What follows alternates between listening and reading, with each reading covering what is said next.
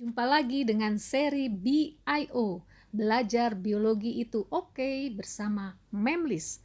Masih tetap semangat ya, kita akan melanjutkan materi kita tentang fotosintesis.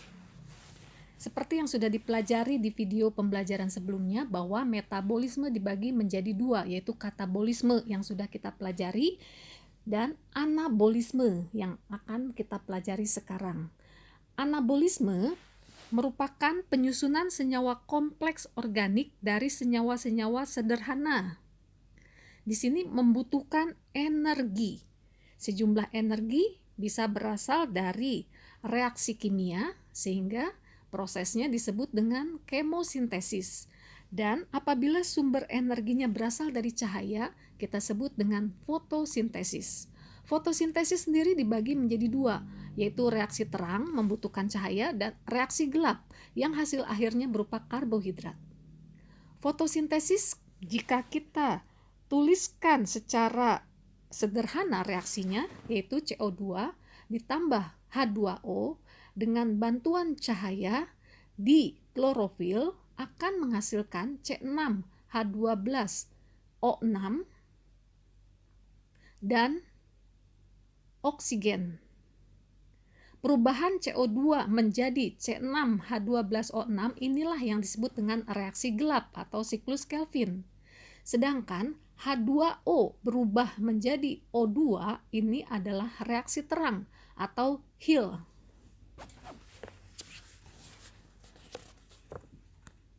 Kloroplas sebagai tempat fotosintesis memiliki bagian selubung luar dan membran rangkap. Di sini terdapat stroma, tempat terjadinya reaksi gelap. Dan sistem membran yang berbentuk kantung-kantung pipih disebut tilakoid. Di sini tempat terjadi reaksi terang. Jika kita melihat struktur dari membran tilakoid, sama seperti struktur membran lainnya, terdiri dari bagian yang disebut dengan fotosistem. Ini fotosistem 2. Fotosistem adalah seperangkat alat untuk menangkap foton atau cahaya matahari. Jadi fotosistem 2 atau disebut P680 ini menyerap cahaya dengan panjang gelombang 680 nanometer. Sedangkan fotosistem 1 ini disebut juga dengan P700, yaitu menyerap cahaya dengan panjang gelombang 700 nanometer. Kemudian ada bagian di membran tilakoid yang bernama plastokinon. Ada juga sitokrom. Kemudian plastosianin, ferredoksin, dan NADP reduktase, di mana di sini nanti akan dihasilkan NADPH dan ATP sintase. Di sini akan dihasilkan ATP dari ADP yang berikatan dengan fosfat. Selanjutnya kita akan bahas reaksi terang terlebih dahulu. Reaksi terang dibagi menjadi dua, ada aliran elektron non-siklik dan yang siklik. Aliran elektron non-siklik ini melibatkan fotosistem 1 dan fotosistem 2. Sedangkan aliran elektron non-siklik hanya melibatkan fotosistem 1.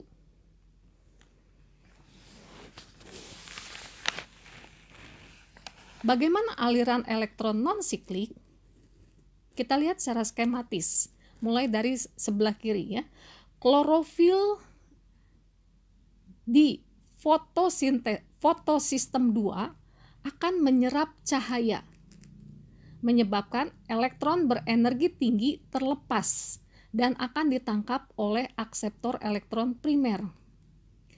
Kemudian secara bersamaan air yang terkena cahaya akan terurai menjadi H+ dan O.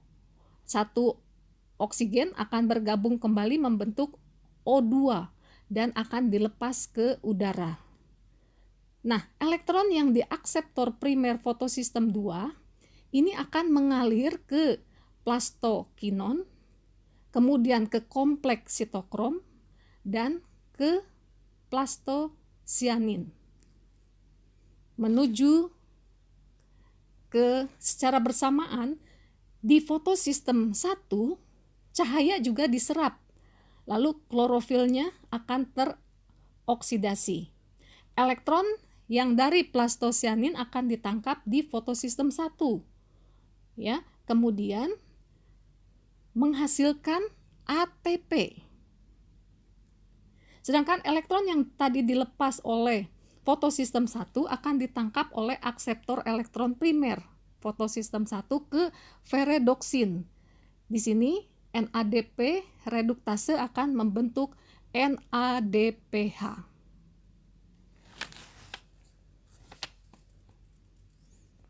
Jadi kalau kita lihat di sini prosesnya ada 3.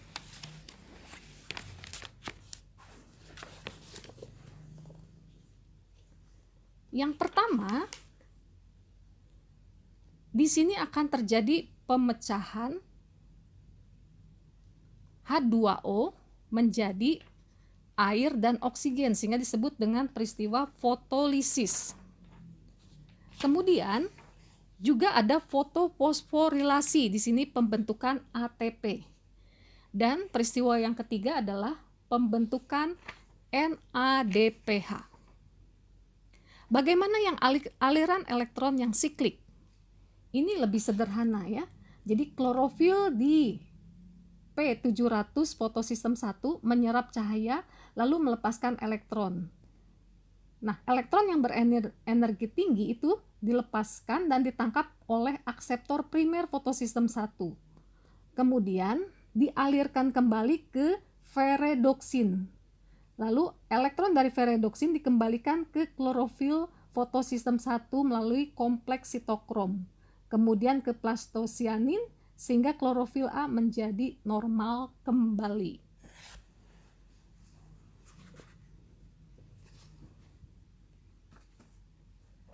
Sekarang bagaimana dengan reaksi gelap? Di sini ada 3 tahapan dari reaksi gelap. Tahapan yang pertama adalah fiksasi karbon, di mana terjadi pengikatan CO2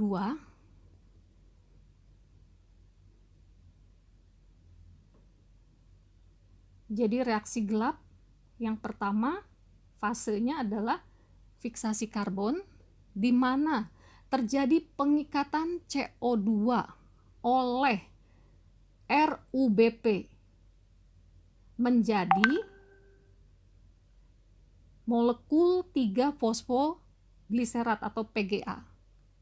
Lalu tahapan yang kedua yaitu reduksi, di mana molekul 3-fosfogliserat menangkap gugus fosfat dari ATP membentuk 1,3 bifosfogliserat. NADPH yang berasal dari reaksi terang melepaskan elektronnya untuk mereduksi menjadi PGA atau G3P. Nah, satu molekul nanti akan membentuk gula berkarbon 3, sedangkan yang lain ini akan memasuki fase yang ketiga. Jadi dibentuk lagi RUBP. Jadi fase yang ketiga adalah regenerasi RUBP dari PGA atau G3P. Itulah reaksi fotosintesis. Jika kita simpulkan, proses fotosintesis itu ada 2, ya. Pertama, reaksi terang berlangsung di membran tilakoid, mengubah energi cahaya menjadi energi kimia yaitu ATP dan NADH, lalu memecah H2O dan melepaskan O2 ke atmosfer. Ini untuk reaksi terang. Sedangkan reaksi gelap ini berlangsungnya di stroma, menggunakan ATP dan NADPH untuk mengubah CO2 menjadi gula G3P, mengembalikan ADP fosfat anorganik dan NADP ke reaksi terang. Jadi demikianlah proses fotosintesis. Sampai jumpa di pembelajaran berikutnya. Bye-bye.